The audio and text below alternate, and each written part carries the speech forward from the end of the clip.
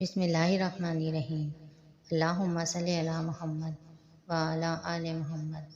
ہمارے چینل پر آپ سب کو السلام علیکم۔ آج کی ویڈیو میں آپ کو سورہ فاتحہ کے کچھ فضائل بتاؤں گی۔ سورہ فاتحہ 7 آیاتوں پر مشتمل ہے، جن میں سے پہلی 3 آیات میں اللہ تعالیٰ کی حمد و ثنا ہے اور آخری 3 میں انسان کی طرف سے دعا و درخواست کا مضمون ہے، جو رب العزت نے اپنی رحمت سے خود ہی انسان کو سکھایا ہے، اور درمیانی ایک آیت میں دونوں چیزیں مشترک ہیں، کچھ حمد و ثنا کا پہلو ہے، کچھ دعا و درخواست کا۔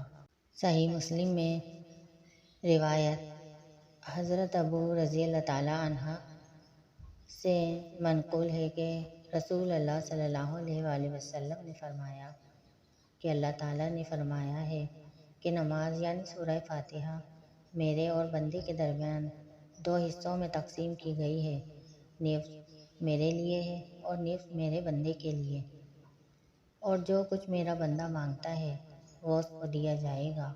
پھر رسول اللہ صلی اللہ علیہ وآلہ وسلم نے فرمایا کہ بندہ جب کہتا ہے الحمدللہ رب العالمین تو اللہ تعالیٰ فرماتا ہے کہ میرے بندے نے میری حمد کی ہے، اور جب وہ کہتا ہے الرحمن الرحیم تو اللہ تعالیٰ فرماتا ہے کہ میرے بندے نے میری تعریف و ثنا بیان کی ہے، اور جب بندہ کہتا ہے مالک یوم الدین تو اللہ تعالیٰ فرماتا ہے کہ میرے بندے نے میری بزرگی بیان کی ہے، اور جب بندہ کہتا ہے ایاک نعبد و ایاک نستعین تو اللہ تعالیٰ فرماتا ہے کہ یہ آیت میرے اور میرے بندے کے درمیان مشترک ہے، کیونکہ اس میں ایک پہلو حق تعالیٰ کی حمد و ثنا کا ہے اور دوسرا پہلو بندے کی دعا و درخواست کا۔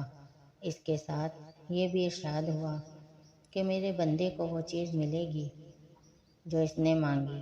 پھر جب بندہ کہتا ہے اہدنا الصراط المستقیم آخر تک تو حق تعالیٰ فرماتا ہے کہ یہ سب میرے بندے کے لیے ہے اور اس کو وہ چیز ملے گی جو اس نے مانگی۔ رسول کریم صلی اللہ علیہ وآلہ وسلم نے فرمایا کہ قسم ہے اس ذات کی جس کے قبضے میں میری جان ہے کہ سورہ فاتحہ کی نظیر نہ تورات میں نازل ہوئی، نہ انجیل اور نہ زبور میں، اور نہ خود قرآن کریم میں کوئی دوسری صورت اس کی مثال ہے۔ نبی کریم صلی اللہ علیہ وآلہ وسلم نے فرمایا کہ سورہ فاتحہ ہر بیماری کی شفا ہے۔ اس طرح حدیث میں ہے کہ رسول اللہ صلی اللہ علیہ وآلہ وسلم نے فرمایا کہ قرآن کریم کی سب صورتوں میں عظیم ترین الحمدللہ رب العالمین ہے۔ سورہ فاتحہ نماز کا رکن ہے۔ سورہ فاتحہ کے بغیر نماز ہو ہی نہیں سکتی۔